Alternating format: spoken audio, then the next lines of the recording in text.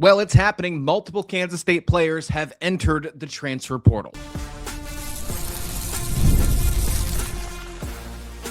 You are Locked On Kansas State, your daily podcast on the Kansas State Wildcats, part of the Locked On Podcast Network, your team every day. Yes, welcome on in. I'm your host, Christian Rauh. On today's episode, we're going to talk about the weekend struggles of the Batcats as they fall in their weekend series, and then it's all transfer portal. The women's transfer portal opened up today, the men's tomorrow, and there's already a lot of action to discuss on this show. Make sure you hit that subscribe button, bringing you Wildcat coverage like nobody else right here on Locked On Kansas State, and let's dive right in. Let's talk about the transfer portal that's opened up. On the men's side, we are starting to get some big names leaving Kansas State and deciding to move on, and these are not unexpected, but we're finally getting it to actually work. Kansas State now already has 5 portal entries into the transfer portal. We talked about Stephen Ossie and we talked about David Castillo in the past of them entering a transfer portal. Now we have heard 3 new names entering over the weekend since we have last spoke. Let's talk about them. Obviously,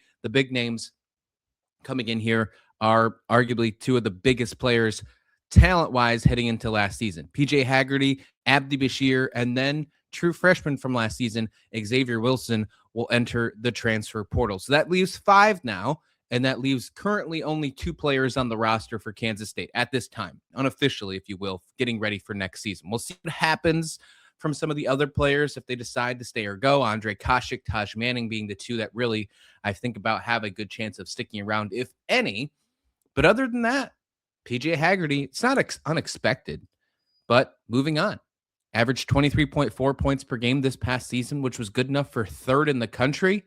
But how good is that if you're 3rd in the country, but you're at the bottom of the Big 12 standings and you're nowhere near making the NCAA tournament? I think he could be arguably gone down as one of the worst portal additions in the history of Kansas State, and it not even being his fault. Because the fact that the roster just wasn't good around him, obviously the head coaching issues, firing Jerome Tang in the middle of the season. And, although he didn't have the greatest numbers this year, looking at him 3rd in the country, yeah, that might sound good. But when you go deeper into the stats, it wasn't his best year by any stretch of the imagination. It just didn't work out. It just didn't work out at Kansas State. And look, this is a team that we probably looked a little too hard into. Probably got a little bit more excited about that we should have at the beginning of the season, and then thinking that adding PJ Haggerty was all of it, and it wasn't. It didn't. It probably raised the floor from being a team worse than Utah to a team slightly better than Utah at the end of the Big 12 standings. Looking at PJ Haggerty's stats for the season, he played in 31 games, averaged 35.2 minutes per game. That was lower than last year's total of what he averaged in minutes. He shot 48.9% from the field. That was better than last year at Memphis. That's what we're going to compare. He was worse in his three-point shooting than the year prior, shooting only 35% from the field, and he was much worse from the free-throw line. His career worst year from the free-throw line by a ton, shooting only 70% from the charity strike, and that's someone where we really thought he'd live, drawing fouls and shooting from the free throw. They had to really kind of change his game because of that. Last year at Memphis, he shot over 81% from the charity strike, and he just squeaked by, shooting 70.1% from free throws on the season. That's why when you look at these numbers, scoring 3rd in the country is good, but everywhere else wasn't great. Career low in rebounds, 5.3 per game. So he was about the same in assists. His steals were lower, and his personal fouls were higher, and he tied a career high in turnovers per game. But he scored 23.4 points per game. He had to, because nobody else was scoring around him. I think that this is a good thing for Kansas State, that you're not going to put the money in NIL and PJ Haggerty, and you're going to let him try and play his final season elsewhere, and hope that he can make the league, and hope that that's, obviously it's going to be his goal for the season. That will make it for him to have 5 teams in 5 years, though. Remember, he started his career at TCU, where he played 6 games and then redshirted. He played at Tulsa, then Memphis, then Kansas State. So ultimately, he's going to be playing for his 5th program in 5 years. That's what you get for this new transfer portal these days. Do you hate it? Do you love it? I can't stand it personally, but I do like the fact that college players are getting paid. So that's something that I'm willing to be okay with at the end of the day. Close the book on PJ Haggerty. What do you think? Do you think that this was the worst transfer portal signing ever? Do you believe it? Do you think it's his fault? Is there more to it? Let me know in the comments below. I want to hear more about that. Abdi Bashir Jr. also enters the transfer portal, and I think that there was a good shot of him potentially coming back. I thought he would have fit the roster really well, but him not coming back, obviously, is something that's going to happen. 18 games played. He averages 13.2 points per game in there. And then obviously the injuries was a big reason why he didn't play in a lot of games this season. But when I saw him on the sidelines, you could tell he was invested. He was still part of the team. He wanted to be a big part of it.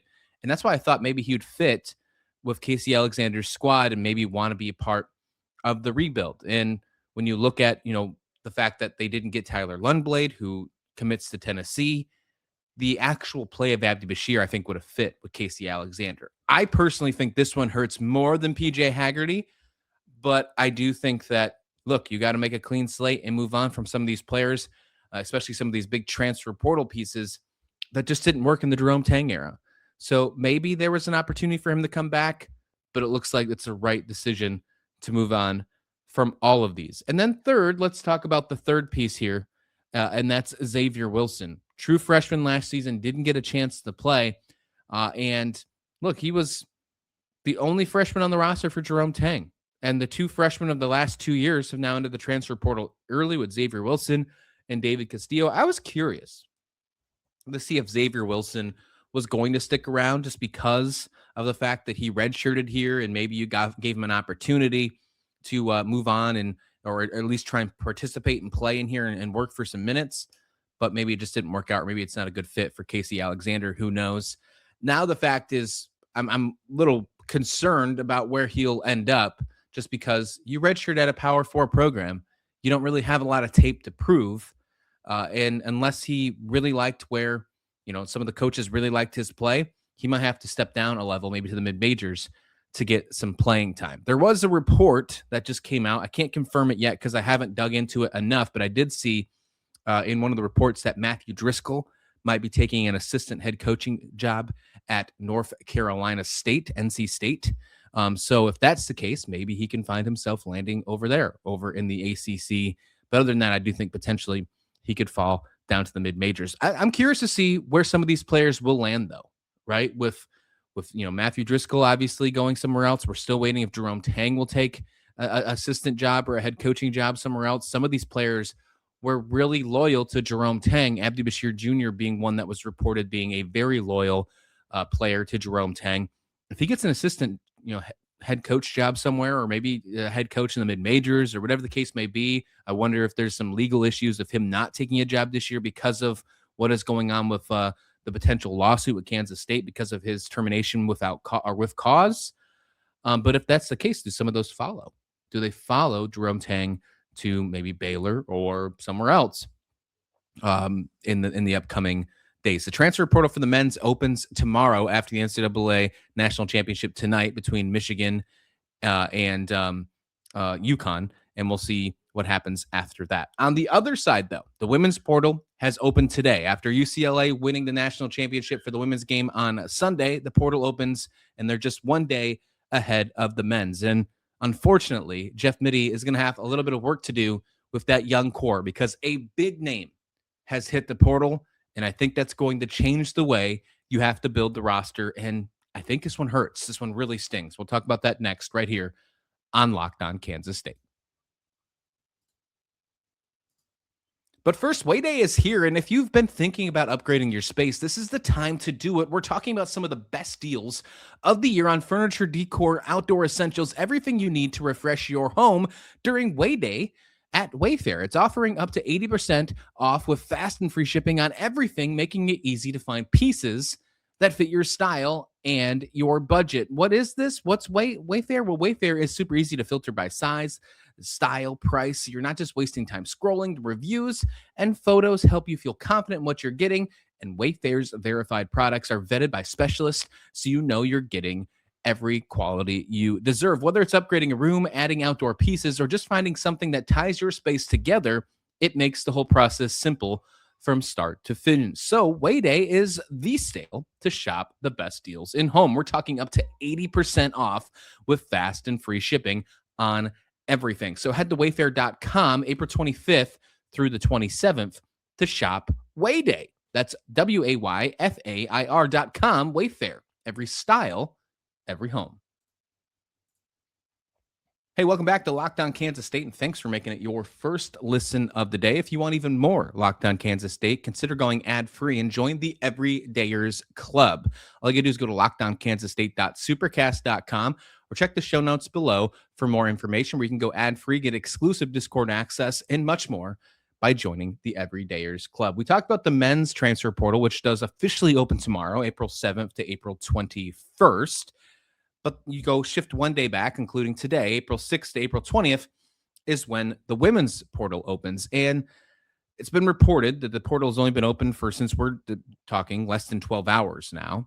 And there's over 1,000 players already officially entered into the transfer portal. We've heard 3 names for Kansas State already entering the portal, and one absolutely stings. Jordan Speiser has decided to enter the transfer portal. And to me, this one hurts. There was rumors heading into the weekend that was the possibility. Of course, when you think about this, somebody that has, McDonald's All-American type play. She was one of the best freshmen entering the season, had a huge Big 12 tournament. 3-point shooting is out of this world. It really makes you wonder, some of these other schools might chase after him and give Jordan Speiser a bag. Well, it looks like that's going to happen. She enters the transfer portal with a do not contact tag, which mainly means that you don't contact the player. You just enter and talk to the agent. That does not mean tampering, for the record, although take it for what you will. I'm sure there's a lot of tampering happening across the entire college athletics. Not saying this particular situation has tampering, but the contact tag means nothing when it comes to tampering. It just means that talk to my agent, don't talk to me, when it becomes the transfer portal thing. This one hurts because Jordan Speiser was a heck of a player for Kansas State. Now, of course, you can always put out the process and always put out the hopeful stat here that just because they enter the transfer portal doesn't mean they're officially gone forever. They can come back, but it's probably not going to happen. Jordan Speiser was one of the better players in the Big 12 tournament and towards the second half of the season. But on the bright side, she wasn't the best player on the team that will be returning for Kansas State. You still had Taryn Sides, who averaged 12.4 points per game. Nastja Claessens averaged almost 12 points per game. And Jordan Speiser only averaged 10.2 points per game.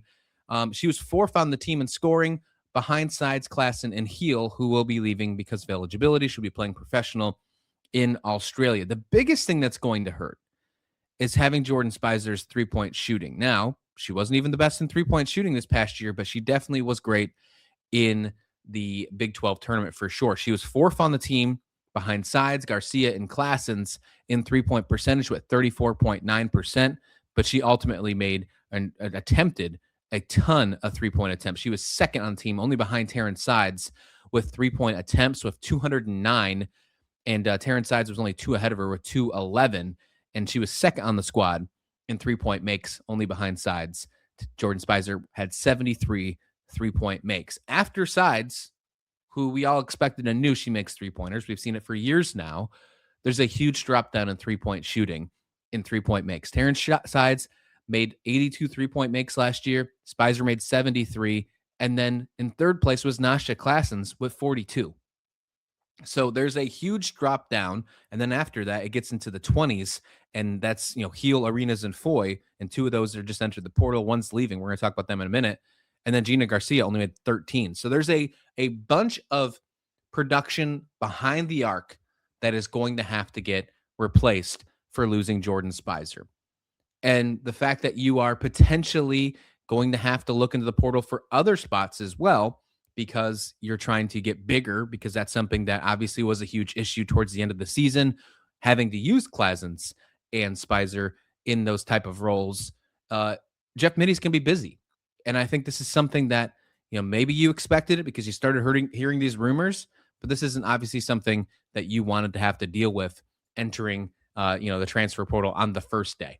I mean, it's better than, I guess, at the last day and you run out of people, or it's a shock to the system. But this one I think still hurts. I think this one still really hurts. Even Fitzgerald of 24/7 Sports put out a really good tweet, and I want to shout him out for this because I thought this was something to help me get on the better side of things.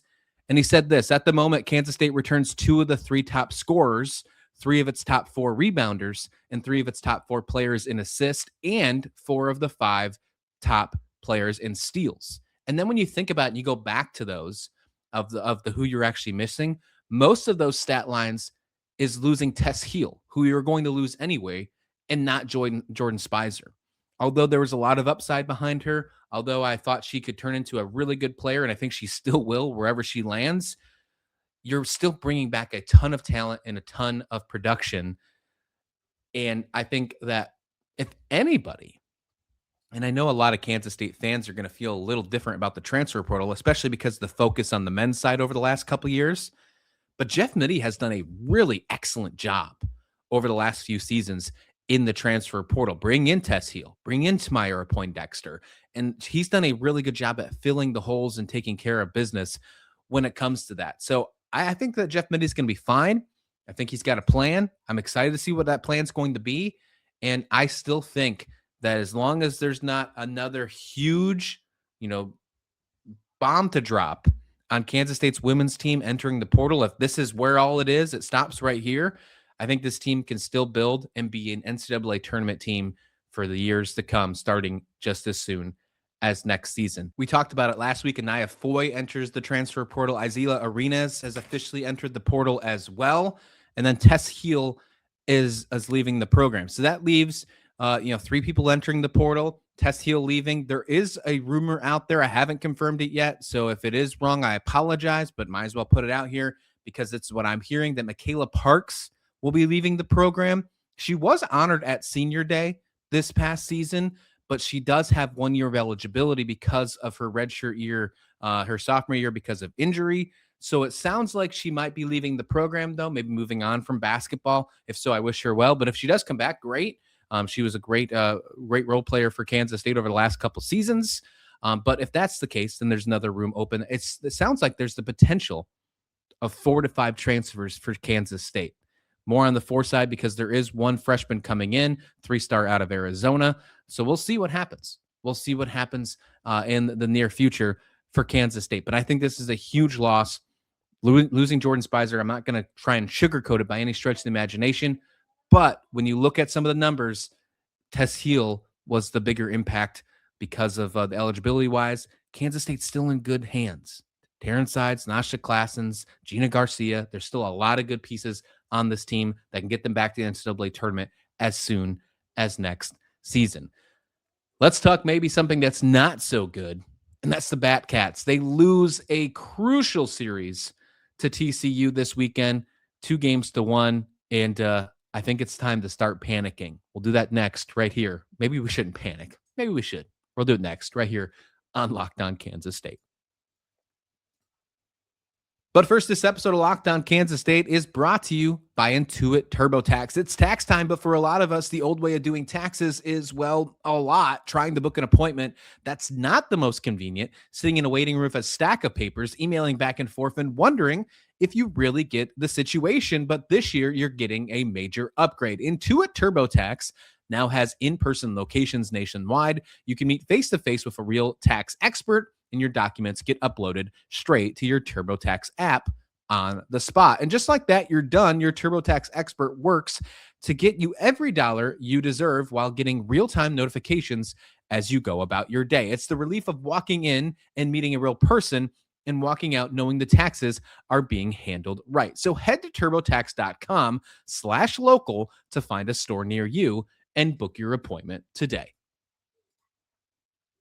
Welcome back to Locked On Kansas State, and thanks for making it your first listen of the day. If you haven't already hit that subscribe button, bringing you Wildcat coverage like nobody else right here on Locked On Kansas State. And unfortunately, we got to talk about these Batcats, and I thought it was a statement series. It was definitely a who's who kind of series. Who is going to live on and move on? And unfortunately, Kansas State falls short 2-1 to TCU over the Easter weekend. And to me, this wasn't just another Big 12 series. This was a momentum check for Kansas State.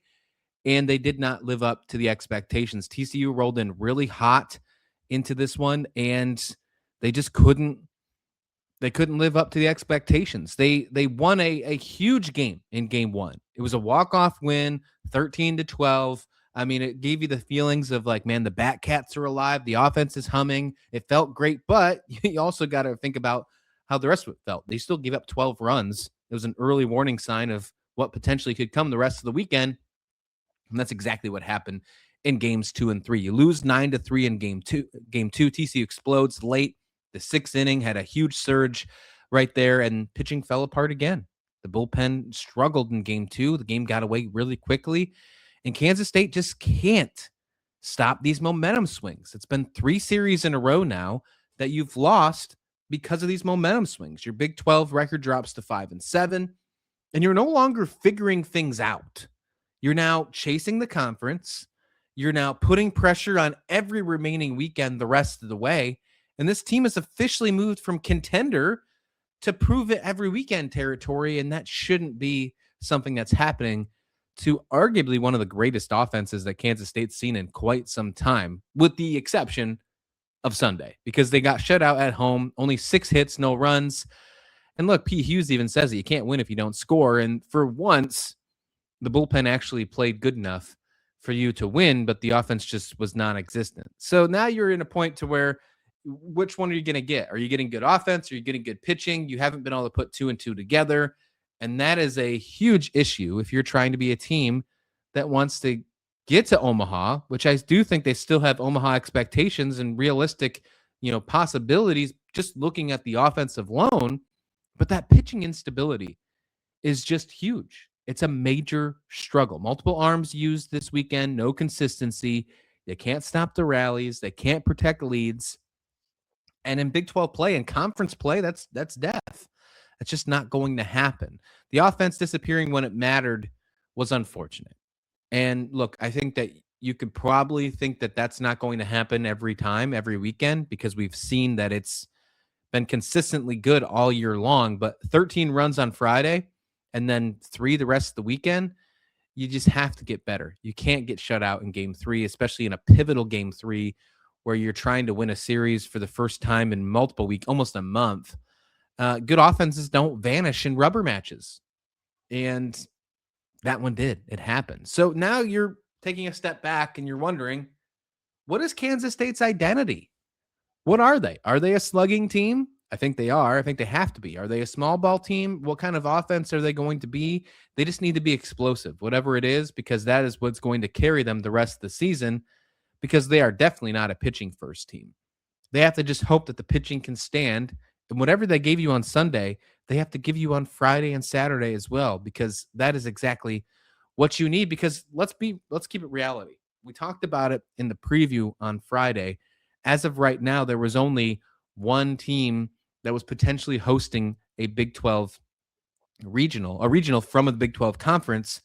So the conference is not being looked at very well in the eyes of power rankings and committees and rankings right now. So if you're Kansas State and you continue to lose these series, you're not going to get in by just being average. And that's what's happening right now. The conference series are resume builders for what is the regionals, super regionals, and Omaha. And now you're losing resume games. You're falling behind teams like TCU, who's now 7-5 in Big 12, instead of being where Kansas State is now with a losing record. This is a huge problem for selection committees who look at series wins, who look at conference standings, who look at momentum late in the season. That is where you are going to live the rest of the way. That third point that I'm talking about, momentum late in the season. You are now at that point where you have to turn things around. And you have to figure it out very quickly, because right now, currently, you're losing series. You're under 500 in the conference. You're trending in the wrong direction. And I'm going to say it right now. If this continues, we're not talking about seeding anymore. We're talking about not getting in at all. This is not just one bad weekend. This is now a pattern. Pitching issues are consistent. Offensively, inconsistent. It's starting to become consistent, at least on Saturday and Sunday. That's a trend that you do not want to take care of. You have to fix that in the midweek. You have to fix that this coming series, because losing series have become consistent. Right now, Kansas State looks like a team that is headed towards missing the postseason unless something changes fast. And I think there's still time, but the margin of error is absolutely gone. You have to be the team that has the momentum the rest of the way. It's not just a rough stretch or we're seeing who this team really is. This is the issues right now. And the bullpen's got to figure it out the rest of the way. Got good signs on Sunday. I think the offense can jump back. I'm not too concerned about the offense, although it was a concern the last 2 days of the weekend. I'm more concerned about the pitching being consistent the rest of the way. If guys like D. Kennedy and AJ Vasco and company can continue their run, then I think they'll be just fine. But consistency is where they need to be. And you have to be effective and bring that momentum the rest of the ride. Or we're not talking about them even making it to regionals. And it'll probably be the most disappointing season in Kansas State baseball history just by looking what this offense has already produced this season. So call it warning signs, call it whatever you need to, but they need some big changes for Kansas State's baseball team starting as soon as the midweek this week. That's going to wrap it up for this episode of Locked On Kansas State. Look, we got a lot of stuff to talk about this week. College football, spring practice is in the air. It's continuing. We got multiple interviews from coaches and players that are going to be talked about. We have to talk about what's going on with that, schemes, all that, you name it. The portal's open for both the men's and women. We're going to get some more names. You know what's going to happen. And then names are going to come in Manhattan. We're going to get some brand new players to talk about as well. And we still got to talk about these Batcats because although they're struggling in the wrong direction, there's still a chance. And if they get there and momentum starts working, then they could be a super dangerous team that could shock the entire world. Let it be so. Let it happen. Talk about it more over the week right here on Locked On Kansas State. But until then, please like the video. Please subscribe. And this has been Locked On Kansas State.